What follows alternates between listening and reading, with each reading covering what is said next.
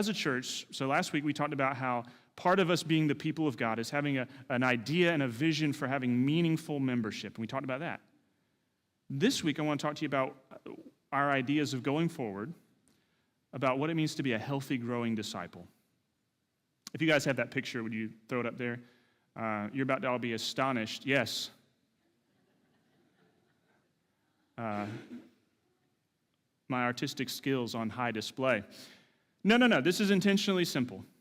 This is all intentional. So if you were at the last business meeting at the end of last year, I shared this with our folks, and I drew it on a big whiteboard.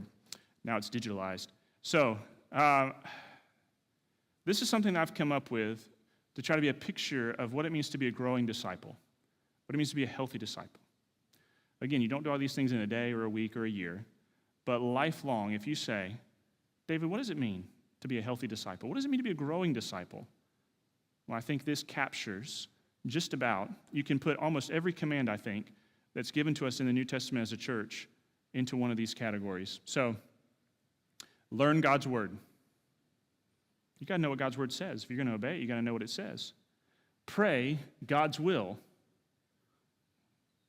Our Father, your will be done on earth as it is in heaven. Not my will, God, your will. Give to God's work. Are we generous with our time, talent, and treasure to the things that God is doing? Love God's glory. Are your loves ordered rightly? Do you love what's most important and what's most valuable in the universe, which is the glory of God? Serve God's purpose. Are you using the talents and skills and abilities that God has given you to serve his purpose, to do what he has given us to do? Go with God's message. Are you sharing the gospel with anybody? Is there anybody in your life that you're working on explaining to them what it means for them to turn from sin and follow Christ and enjoy God's rest? God's on his throne. You are not on the throne. He neither slumbers nor sleeps. We have to rest, and we rest in him. So the reason why this it looks the way it is because I want everybody to be able to learn this. I want everybody to be able to draw this. Say you're meeting with somebody in their home, at a coffee shop, or anywhere. I want you to be able to draw this and be able to say, hey, here's what a disciple looks like. And part of this, something I've been working on now for quite a few months, is a simple guide built off of this model of what it means to be a disciple, something that you can take other people through, you can go through to understand what does it mean to be a disciple. So it's structured according to all these sections, how to read the Bible, what does it mean to love God's glory and be a worshiper.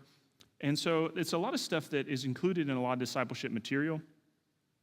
And what I shared with our people back in November when we talked about this was there's a lot of great discipleship material out there. I mean, many of you have been through it, and there's a lot of good stuff out there. But when I was looking for something that I thought fit our church for this time and place, there was just not one thing that I thought really fit us and what we need. So I figured, well, I will put it together, and we'll edit it and make it ourselves. So when you see it, you'll see that I'm borrowing, maybe the better word, from lots of great sources. I'm not trying to reinvent anything. I'm not trying to have my own interpretations of anything. Just put together for you really helpful stuff. So if you're a new Christian, you want to know, all right, how do I read the Bible? How do I know which Bible to read? How do I pray? I mean, you may not come from a church background. You may not have any of these answers. But what I'm really excited that it includes as well is, like when you look at serve God's purpose, that doesn't just mean, are you on a volunteer team at church? That includes, how do you serve God at your work?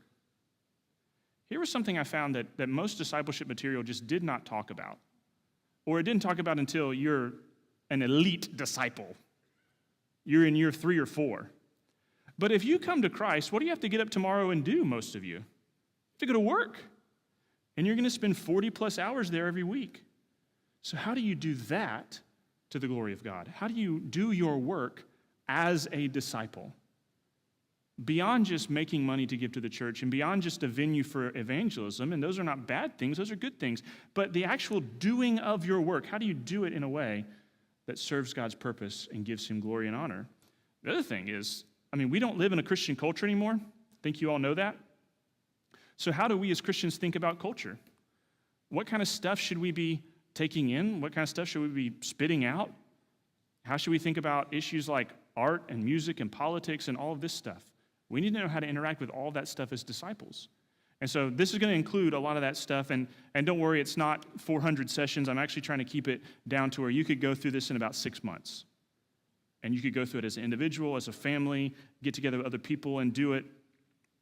And so I'm going to start teaching through it at some point this year, and then we'll make it available to everybody. They'll have print copies and recordings and all that kind of stuff. And then, in addition, there are going to be some other things you're going to see this year.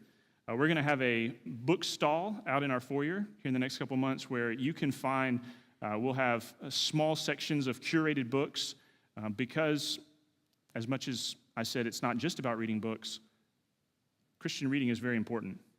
And forming a biblical worldview, having an understanding of theology and culture and all these things, you're probably going to have to read some books.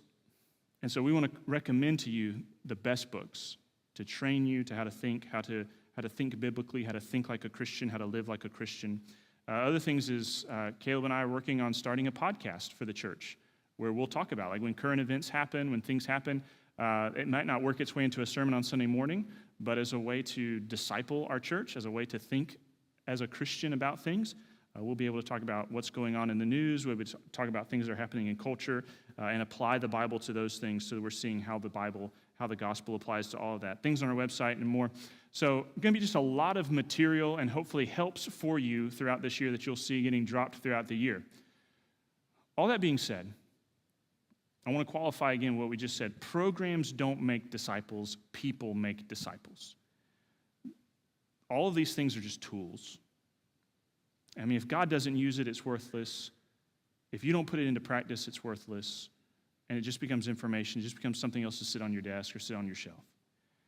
But you need tools, right? Tools don't build a house. People build houses, but it's really nice to have the tools, isn't it? So we want to put the tools in your hand and to remember that the goal of discipleship is to know and love God.